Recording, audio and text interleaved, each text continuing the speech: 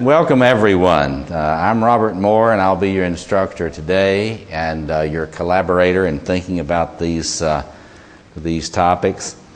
And as I said, I'm a little foolish to try to do what we're going to do today, but what the hell, you know? Let's just have some fun and stir the pot here and be in the presence of two great minds who, a lot of people depreciate both of them today. You know, the fads change in the world. And I was thinking driving up here what I was going to say to you about, about all the ambivalence that exists today around figures like Jung and Eliade and Tillich and a number of others. And I just wanted to say to you, in my opinion, in the 25th century, people on a quest will still be studying those people. And a lot of the people that are supposedly in the fads today intellectually are considered to be superior to them will be forgotten.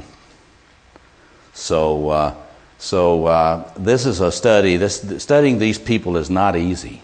Studying Jung is not easy, as you know. Studying Tillich is not easy.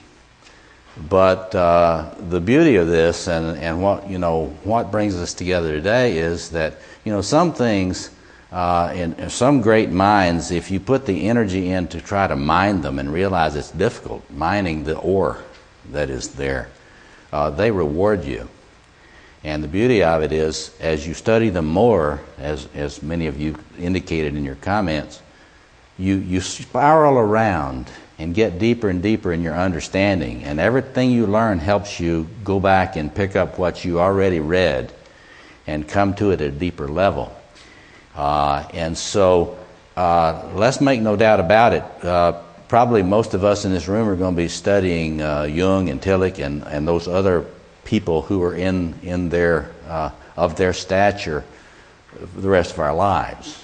And there's nothing wrong with that. That's as it should be. A lot of people come to me and ask me, well, who should I study? And I know how busy you are. And so my sense is you really don't want to waste a lot of time studying small minds.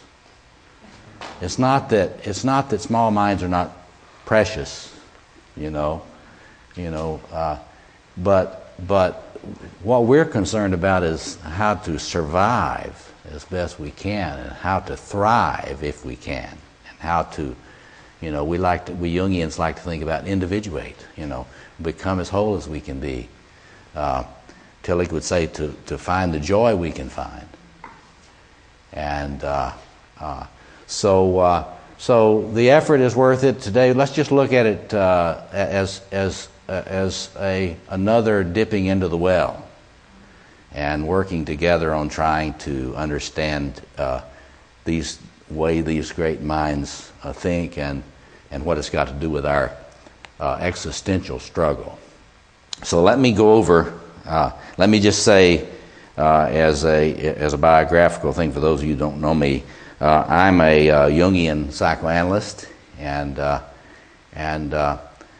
never get bored with thinking about Jungian analysis in relationship to all kinds of things. I practice in Hyde Park and love practicing analysis.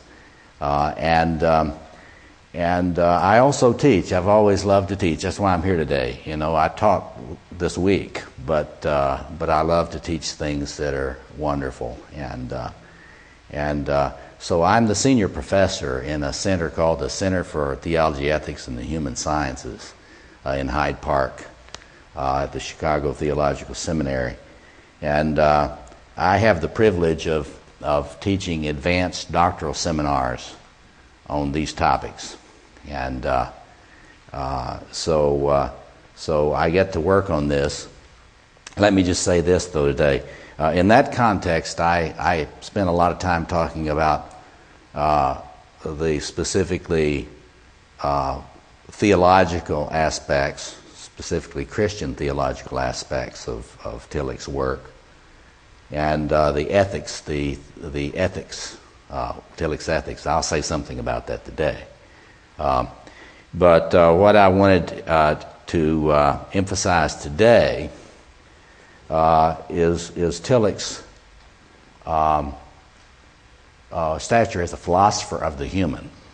That is, you don't need to be a Christian or even a believer in any tradition in order to have Tillich grab you and make you face what it means to be a human, and the struggle of being a human, and the challenge of being transformed. So I really want to just say at the outset that I believe that Carl Jung's psychology is the once and future psychology. You know, I'm not a Jung. I like to say here at the Institute, I'm not a Jungian analyst because I don't know anything else. My first book was a Freudian book. My first psychoanalytic diploma was an Adlerian psychoanalytic diploma. And my partner, Margaret Shanahan, and I, another psychoanalyst, we continue to study other schools of thought in great depth. But we believe that the Jungian point of view is the most adequate to the complexity and depth of being human beings. And while we value other schools, we really feel that this is the right place psychologically. And in terms of Tillich's philosophy, I'm contemplating one day in my spare time, having a conference on Tillich's thought for the 21st century, because I really believe in a way that Jung is a 21st century thinker. Tillich's philosophy has few peers in terms of a resource for struggling to be human in this world. So this is my proposal to you. Before the break this morning, I'm going to go very fast. That's why I wanted to deal with Tillich while you were fresh. You just had your coffee. This morning, I'm going to just introduce the basic framework of Tillich's, get this, ontology. That is his philosophy of being and non-being. Because you've got to get that or you won't get Courage to Be. It's the foundations that are assumed in the book, The Courage to Be. Then I'm going to, after the break, I'm going to focus on his understanding of the struggle for transformation and fulfillment. The fulfillment and wholeness is possible for human beings. Because like Jung, he understands that there are limitations. It's only when we're really in our grandiosity, which is a lot of the time, that we don't want to deal with limits. So after the break, I'll deal with his understanding of the struggle to be a human being and the transformative dynamics that are involved in that. Then we'll take a break for lunch, and then we'll come back, and I will just context parallel Jung and Jungians, neo-Jungian. I'm not a classical Jungian. I'll explain that briefly.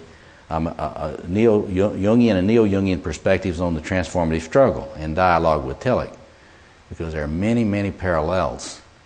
Looking at the issue of complexes, looking at the issue of archetypal dimensions.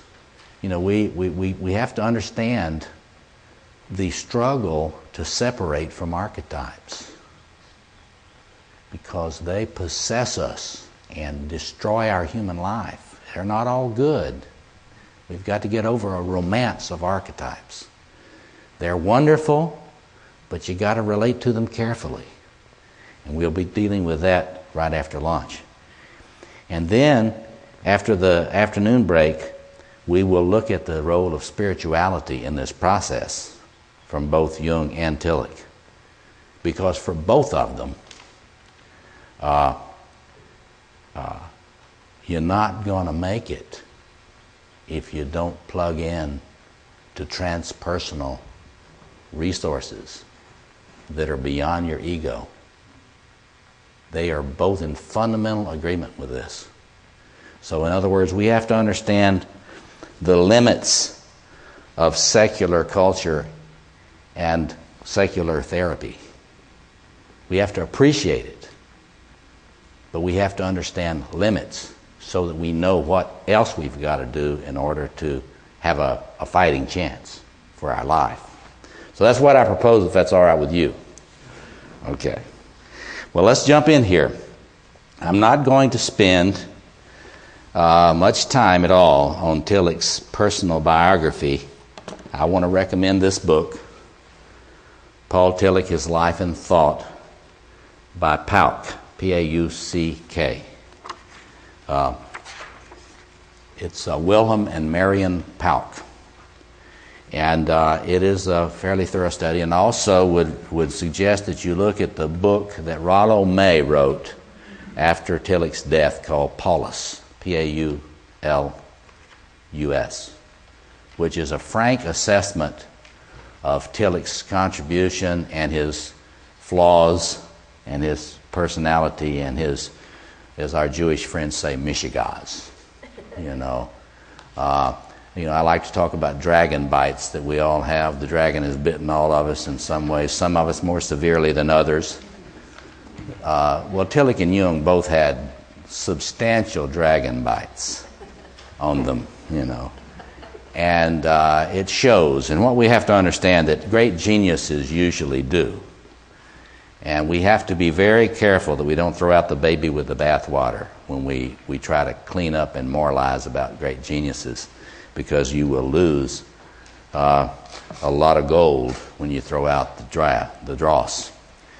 But Tillich lived, in a time very, very much paralleling Jung's life. Tillich was born in 1886, small village in beautiful part of Germany, and died in 1965 in Hyde Park.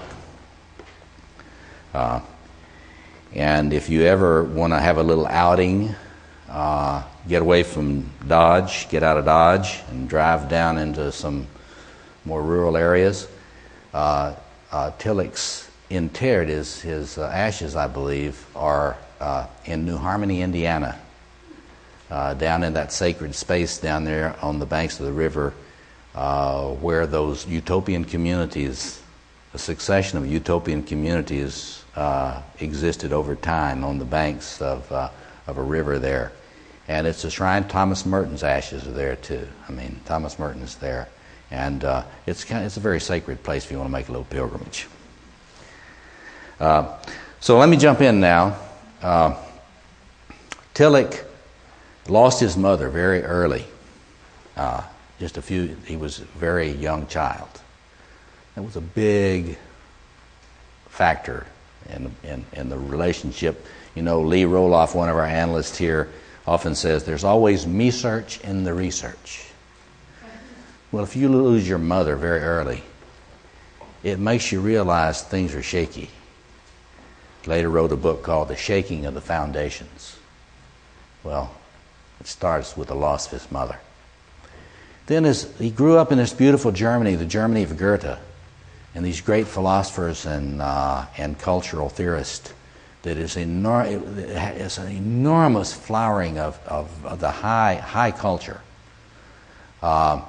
We today look at Germany through the lens of the Holocaust, and it's right to be serious about the Holocaust, but it's wrong to not learn about the enormous shining of German philosophy and cultural studies. And Tillich grew up in this great environment, beautiful, and as a young man, he had both a PhD in philosophy and a PhD in theology, and he was intending to teach in both fields if he could. As a young man, he was ordained into a German evangelical church, and at the time of the First World War, he became a chaplain in the trenches in the German army. And that experience is behind a lot of what we'll talk about today, because add that to his death of his mother.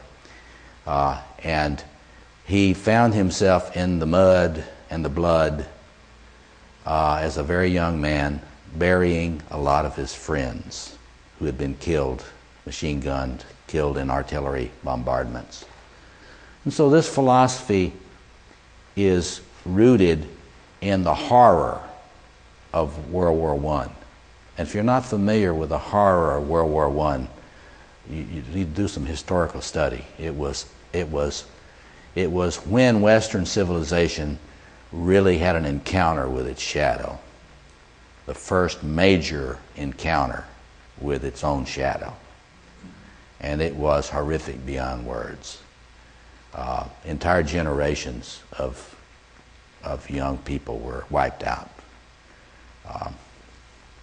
So anyway, this philosophy has its roots in horrible suffering. And so one of the things we'll say about Tillich, he's not going to overestimate your possibilities. And it's because, and you got to understand that today in our world, there's a lot of people living in manic defense, in denial. They like to fly up above all the manure and try to forget about it. In the New Age culture, there's a lot of that. Well, evil doesn't really exist, if it's all in your mind, so forth, so on. You create it.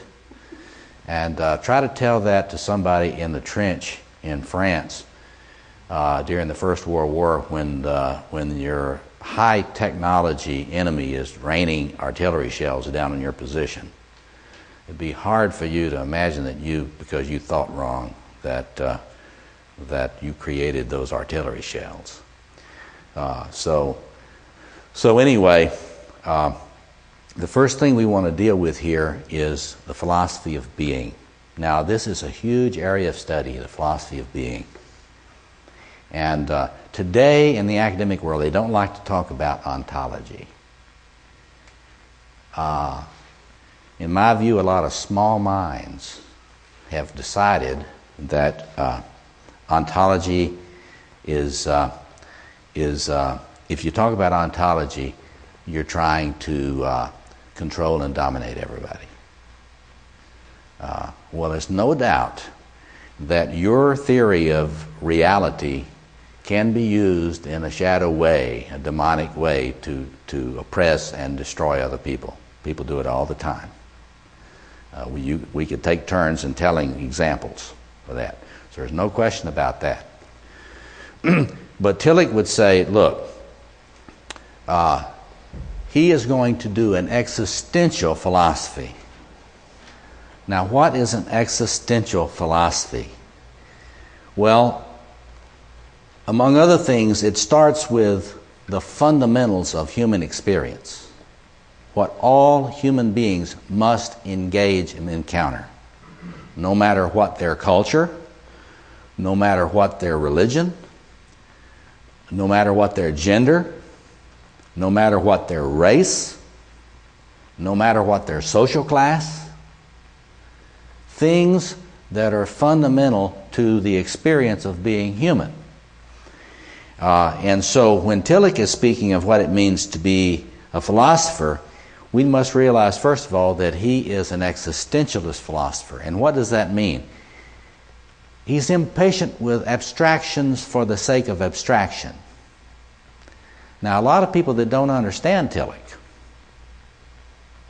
which is a lot of people today, people that taught me Tillich when I was a young man didn't understand Tillich. And really, I had a lot to get over in terms of unlearn about what I was taught in graduate school. But anyway, they like to think of him as needless abstraction. And they also like to view Tillich as somebody who was basically fundamentally a secularist who had no sense of spirituality, but was simply talking about religious things in order to keep his job at Union Theological Seminary after he had to leave Germany when he was run out by the Nazis. So there are a lot of negative assumptions about Tillich. But what you have to understand that an existentialist philosopher is analyzing the experience of being human, carefully analyzing the experience of being human. And so Tillich, you can see him in the line. You got Kierkegaard. I mean, you got to study. If you want to understand the roots, you got the major roots. Nietzsche, philosophy of life. That is the struggle of life and creativity against the forces of repression and suppression. And so you've got Kierkegaard, who criticized all of those philosophers in Europe who were so abstract and lived way up here and didn't really focus on the struggle of individual human beings. And then you have Heidegger. Remind me to comment more on Heidegger if I have some time. But Heidegger, the idea, and this is fundamental to this first part about being. This philosophy of Tillich goes from, you take it through Heidegger back all the way to the pre-Socratic Greek philosophers Parmenides. And the fundamental question, and if you don't get this, there's no way you can get a sense for the way Tillich looks at the world. It says, Parmenides said, why is there something rather than nothing?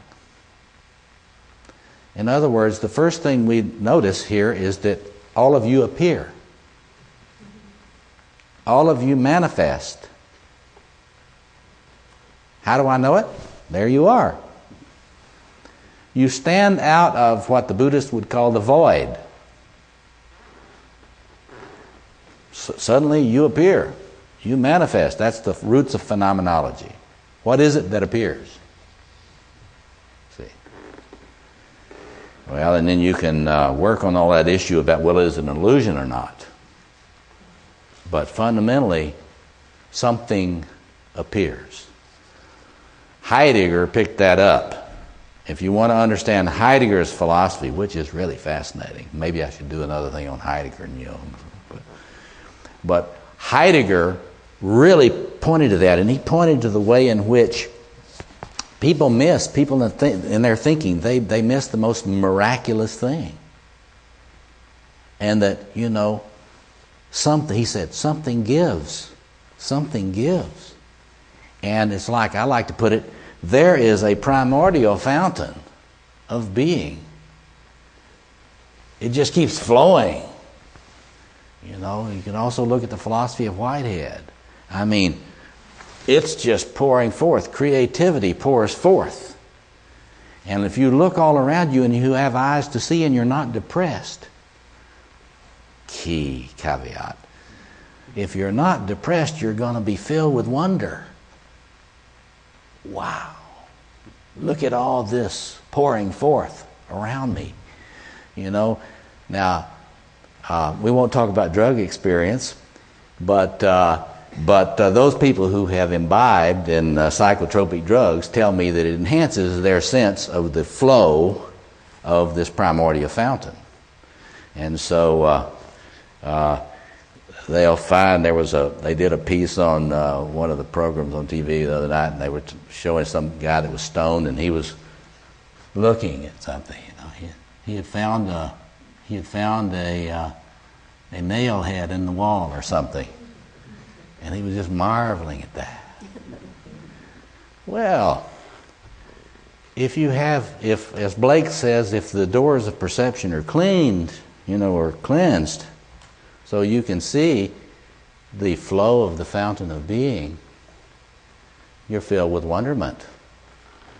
And so the first place you start with this philosophy of being, whether it's Heidegger or Tillich, who was more positive. Heidegger could get in very nihilistic places, and his thought was picked up by Nazis. Heidegger and Nietzsche kind of were co-opted by the Nazis. Tillich picks up on that fountain of being thing, and is not nihilistic. He seeks to keep that idea and get you to focus on that. That's the first thing you got to focus on.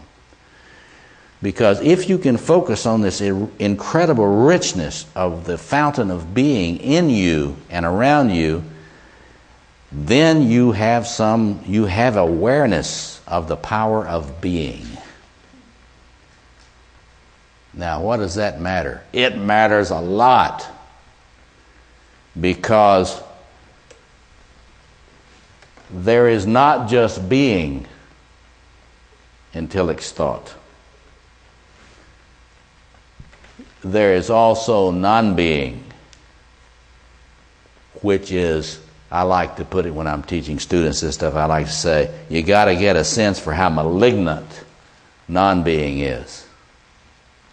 Non-being is not passive. You can say that there's this mystery about non-being. It's very aggressive, like a very aggressive cancer.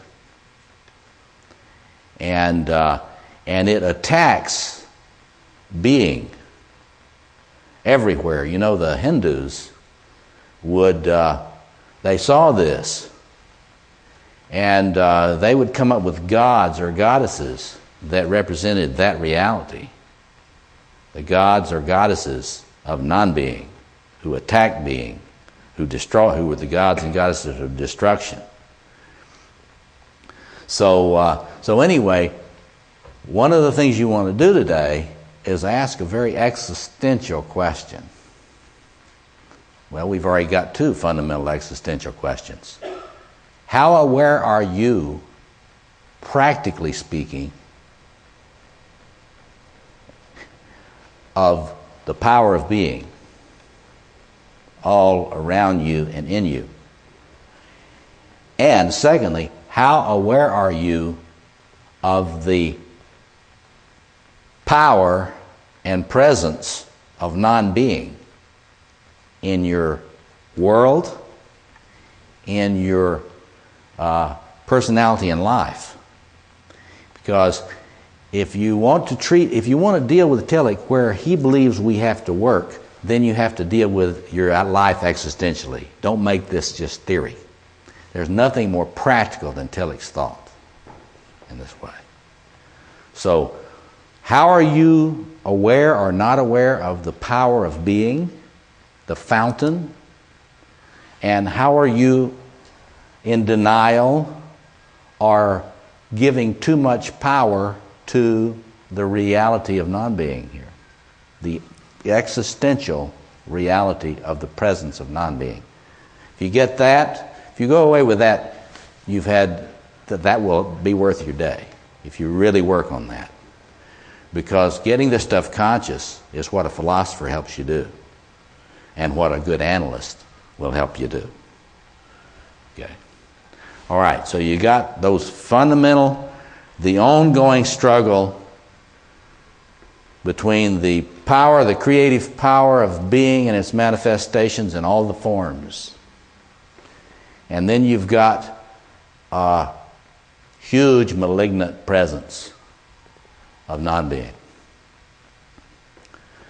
Tillich in his thought likes to say that, and I want you to think about this in the context already, just to anticipate our discussions of Jung, but Tillich thinks that at the level of essence, that is you might even say intentionality of being, the richness and power and fullness of being in its primal state, we can imagine this. We can imagine that we should be more than we are. When you're experiencing the feeling that you should be more than you are intuiting the dimension of the idea of essence. The essence that is related to the fullness that's in the primordial power of being. In other words, you're not wrong in your intuition. There is something real that is leading you to intuit, gosh, I should be more than this. Or I should be better than this. Or I should be more whole than this. Or I should have more energy than this. Or I should have more strength than this. I should have more courage than this. I should have more love than this. I should have more peace than this. I should have more joy than this. What Tillich says is that this helps us understand the philosophical and existential reality between all of those theories of the fall, the fallenness of humans' experience. Why did those theories of the fall come up? Or all of those spiritual traditions that talk about, that lift up the brokenness, the illusoriness of human life, all of these sort of nihilistic philosophies and spiritualities. See, what is going on there? Tillich would say that we have that sense that something is not right.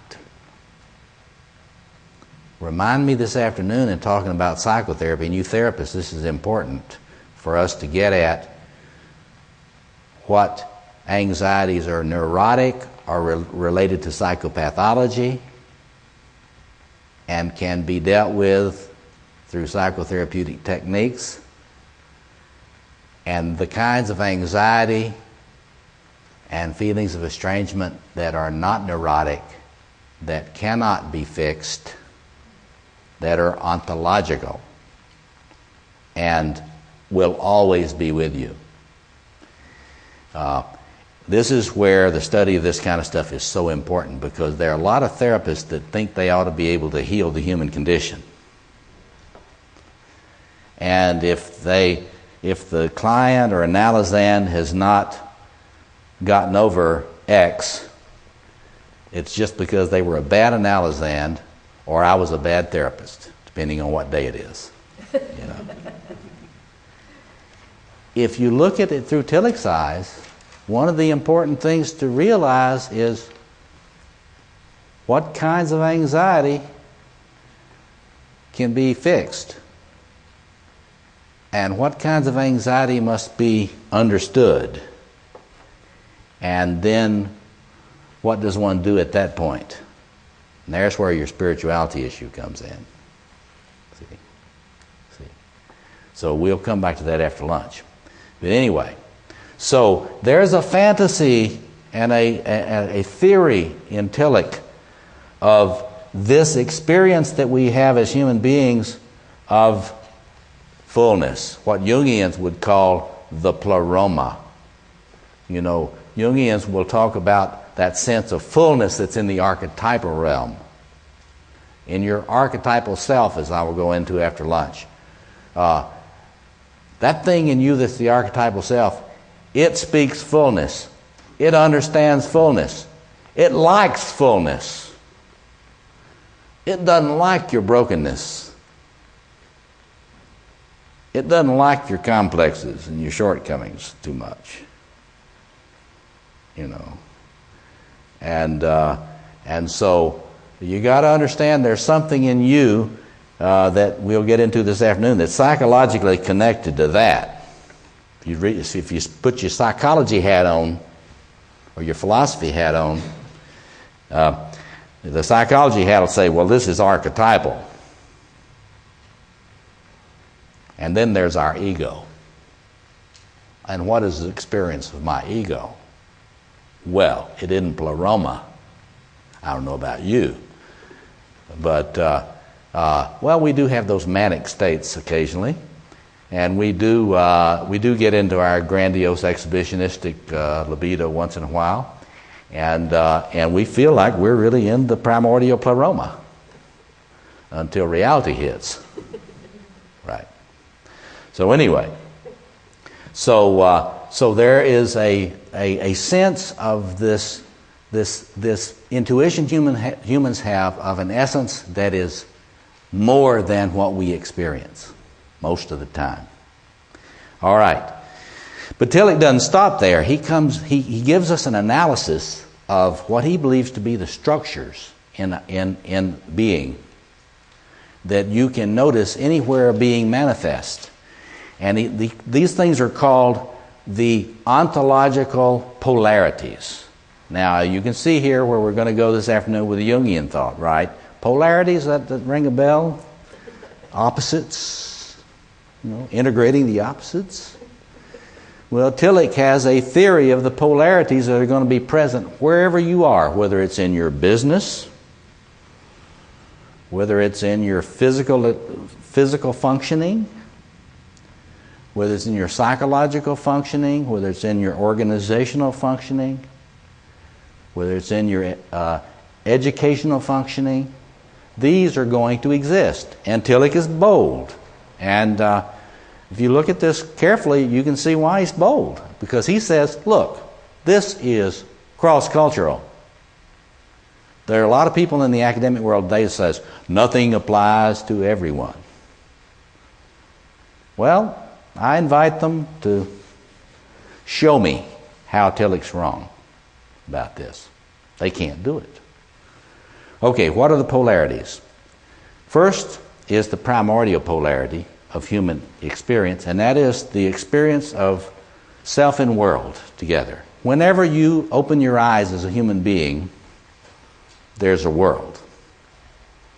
There's never a time when you're human from the very beginning that there's not a world. As an infant, it may be the body of the mother, but there's a world. And as we'll see this afternoon, when human beings, when we talk about developing human development, there's got to be some sense of differentiation from the world. You've got to differentiate from it so you're not merged, fused, we say in family therapy. Undifferentiated ego mass. You got to come out of that undifferentiated ego mass, which is you're being merged with the world and your family, in the form of your family, your siblings, so on. And the struggle to be a self is always in tension with the way the world presents itself to you. There are no exceptions.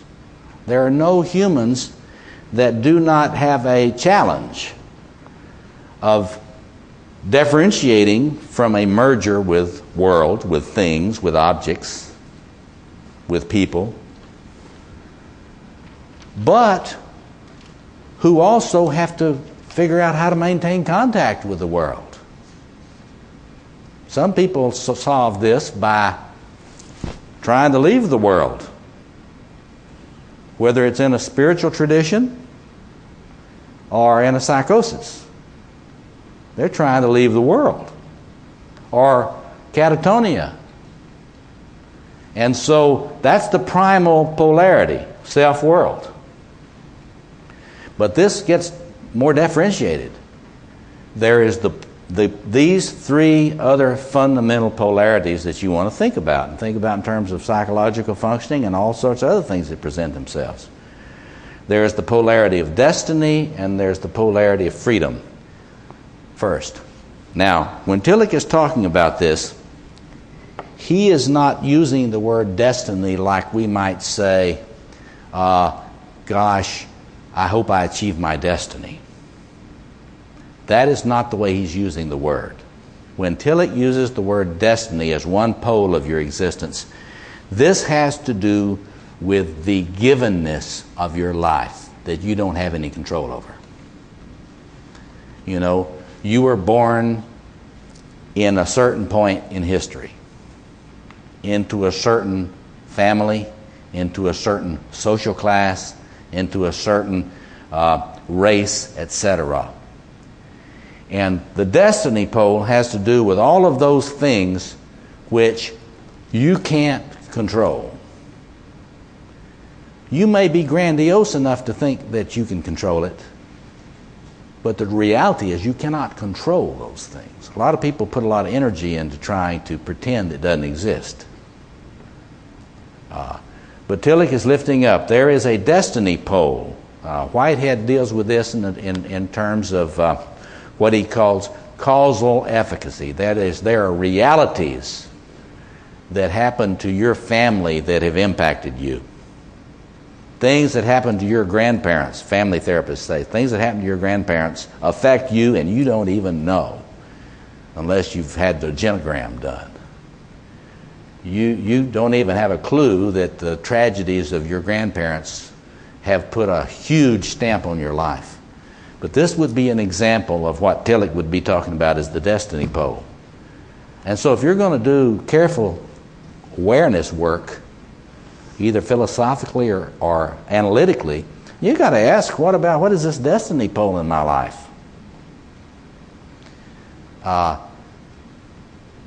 In psychoanalysis, what do they call that?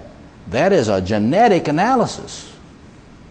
That is the genetic aspects of analysis. You got to ask, well, what happened to me to get me here? And how was it stuff that was beyond, those things that were beyond my control, that left me with a particular set of complexes I've got? But there's also the freedom pole, which is no matter what your destiny, there is always freedom of your response to this, as long as you're human. Now, it is possible for trauma to destroy your humanity. And there are many of them. You can think about the types of trauma that can destroy your humanity. Tillich goes into that a lot. What he calls the structures of destruction. Attack your humanity. And one of the things you want to ask if you're doing a Tillichian analysis of your life, say, okay, where are the structures of destruction in my life that are trying to destroy my humanity? And one of the key things about destroying your humanity that he'd be talking about is taking away your sense of freedom. What is depression? A lot of it is losing your sense of freedom. If you have a sense of freedom, you will not be as depressed. To the extent that you have a sense of your freedom, your depression will let up. It's related to the whole philosophy of despair. What is despair? Despair comes on when you get the idea, you come to the idea that is gone. And then you just want to exit your humanity. Despair is a rejection of your humanness. And so to the extent that you as a person experience despair, and if you haven't got a good language for despair, study Kierkegaard, Sickness Unto Death. But it's when you just don't see any light at the end of the tunnel. There's nothing I can do. Okay. So there's one tension, always present. An aware person, philosophically aware, according to Tillich, will be very clear about pole of destiny. Because not to be clear about it is to have a fantasy of being God, which we would call today grandiosity. I've got a manuscript that's almost ready to go to press called Facing the Dragon of Personal and Spiritual Grandiosity. Grandiosity tries to tell you there is no destiny pole.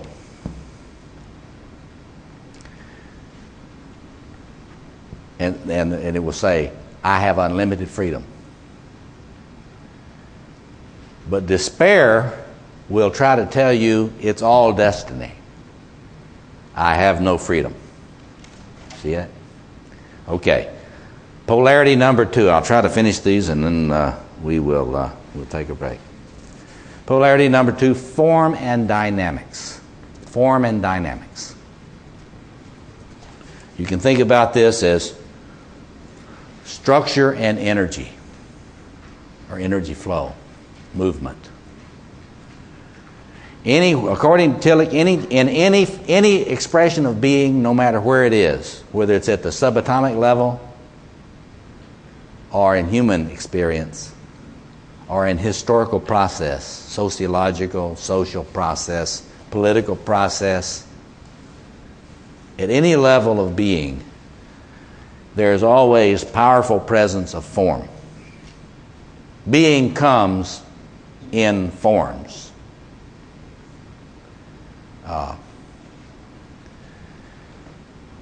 And at the other side of the polarity, being always has dynamics.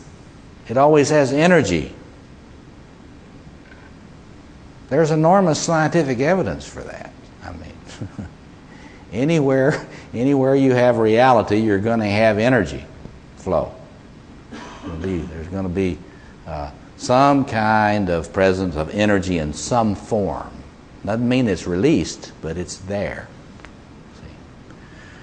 So, notice we got a splitting here. This, in psychology, we talk about splitting. Well, we can talk about splitting philosophically too.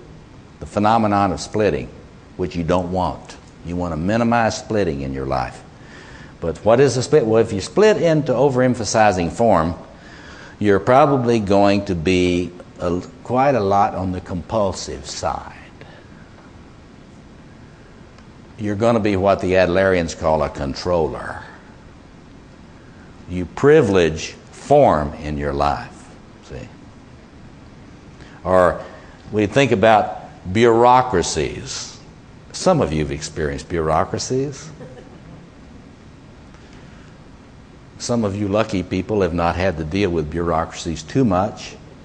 But if you have dealt with bureaucracies, either in business or government or religion or whatever, you know what the privileging of form is. Form without meaning. Yeah. Rigidity in all its forms. Social rigidity, religious rigidity, racial, class, all those kinds of rigidities are on that end. The dynamic pole, this is all about your transformative process. The energies of transformation, movement, change. Some people will associate that with chaos, and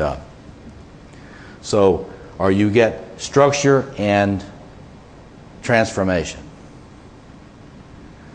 What I'm here to say to you today is that all transformation has both structure and dynamics. And one of the questions you want to ask is, how are you relating to form in your life? How do you get along with form? Are you like me? Are you oppressed by form? A lot? Chronically? I've spent a fortune on psychotherapy trying to help me get less dominated by form in my personality. I'm a little better. Okay. Or are you a person who is dominated by dynamics? Is your life full of chaos? Do you have a hard time finding a paper bag that would collect the different parts of your life? The word we say, she just can't get it together. Or he just can't get it together. That person is privileging dynamics in their life. If you get into adding too many, this is related to one of the comments we had, and it's a constant problem for humans. We say it in business management. One of the most important things is managing change. Managing change. If you don't, in an institution or in a personality or in a culture, if you don't manage the rate and flow of change, you're going to be inviting either stasis or chaos. And so those people who privilege freedom too much, notice they all relate to each other. If you privilege freedom too much, you're going to assume that you can just have unlimited change in X amount of time, and it's always going to be good. Well, any therapist knows better than that. At least they should. If they don't know better than that, then they got a lot to learn as a therapist. Because you sometimes, a therapist, if they're good, they will try to slow you down. Say, no, let's don't deal with that this week. Let's put it on the agenda. Let's just don't deal with that this week. You got 14 things on your plate right now. You know, if we're going to enhance your transformation, then we've got to prioritize and figure out which one of these things we ought to work on first. Does that make sense? Okay. So that dynamics and form. You got to ask yourself, how am I doing in my life with regard to form? How am I doing in my life with regard to dynamics? If I were to get more optimum, I love to think about optimum. This is optimum, trying to optimize, trying to reconnect with this in a flow, as Csikszentmihalyi calls it. So, if I were to optimize, would I be putting more energy into form, or would I be pouring more energy into getting more dynamic? Because you can't have it both ways. It's in your personality, from a philosophical point of view, from Tillich's point of view. We look at you, we can tell which of these polarities you're privileging too much. One of the graduate courses I teach at the graduate school, we take all of the forms of psychopathology in the DSM-4, and we analyze them on these polarities. And it's stunning when you do that. It's very clear. Okay, the last one, participation and individualization. Does that sound familiar to you Jungians? Read that individuation in Jung. Okay. There is always participation. You are always grounded in a matrix of some kind, a systemic matrix. That systemic matrix is part of your destiny. And it has a form. And it's important to get more and more aware about how you're relating to it. It's easy to lose yourself in your participation. Does that sound familiar to those of you that have worked on codependency, either with yourself or with somebody else? Does that sound familiar? This is an existential philosophy of codependency.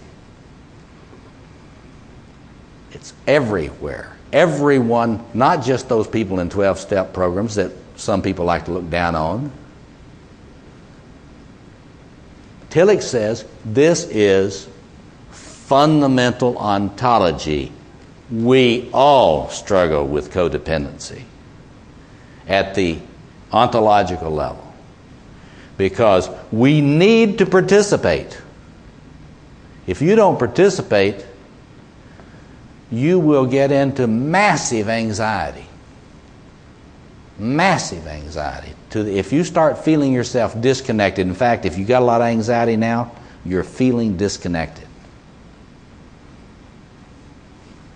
On the one hand. All right. But then there's another kind of anxiety that comes from pressing this individualization pole. Wait a minute. I thought individuation was always good. Well, this is where we'd like to have Carl Jung and Paul Tillich sit down and talk. Tillich would learn something, and Jung would learn something. Jungians will tend to privilege this pole, and they will tend to call that the collective in a depreciatory way. Not just Jungians. The whole roots of psychoanalysis had a fantasy about autonomy, about how autonomy is the goal. until recently in psychoanalysis when we've learned a little bit more wisdom. That is, if you push people into that in an excessive way, they get crazy. They don't get better. They get crazy. Because when you move into too much autonomy, you start disconnecting from people. You start having what we call self-object failures. We'll get into that more after lunch. That is, your anxiety then will start peaking, not because you are flooded with the fear of going back into mother or going back into your family or going back into your culture of origins. Your anxiety in this case will be caused because you're fearing you're losing your ground in social reality. And so we get a lot of very, very high anxiety in human experience from each of these poles. But a particular individual at a particular time, very likely, not always, but very likely is at one pole or the other. And it's very important to know which pole. Because if you don't know which pole, then you don't know what you got to do to balance the opposites. You see that? So it's very important to look and see, do an ontological analysis of what you're experiencing, and you can use a lot of different psychological theories. They all have to deal with this in some way, whether they're family systems or Freudian or Adlerian or whatever. They all have to deal with this ontological polarity, and they all do if you look at it. Okay, so you got this tension. We tend to split as human beings. We tend to split on these polarities. Let's put it this way. The less strong your hold is on being, then you may just oscillate and wobble. If you're a borderline personality, you're not consistently on one pole or the other. So in other words, as we'll see after lunch, loosely organized personalities have their hold on being is so tenuous that they oscillate and wobble back and forth. You follow that? It's important to understand that. And so when you study different types of personality disorder, psychopathology, you will notice that some of them are really on one pole consistently. Others just wobble all over the place. And so we would say, we're going to take a break now, those who are accessing the power of being, and I'll borrow a word from contemporary psychoanalysis that's very important. Those who are accessing the power of being in a regulated way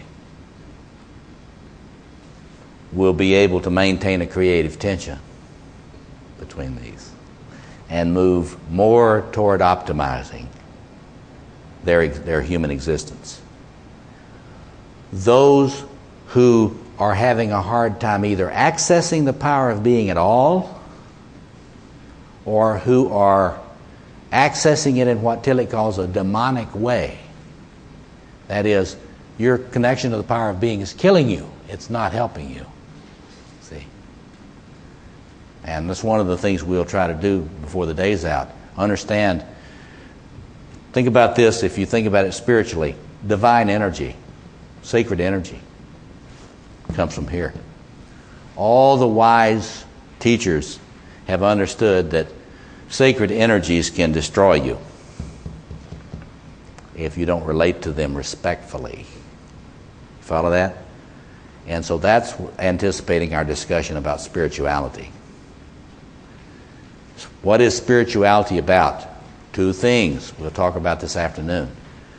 It's connecting you to this energy, this primordial fountain, one. And secondly, it's keeping you from being destroyed by that primordial energy. And that's some doings. That takes some doing. Think about your life. Think about your struggle. Sometimes you feel disconnected from the energy. Sometimes you got so much energy you can't sleep. Right? Tillich would call that demonic. Yes.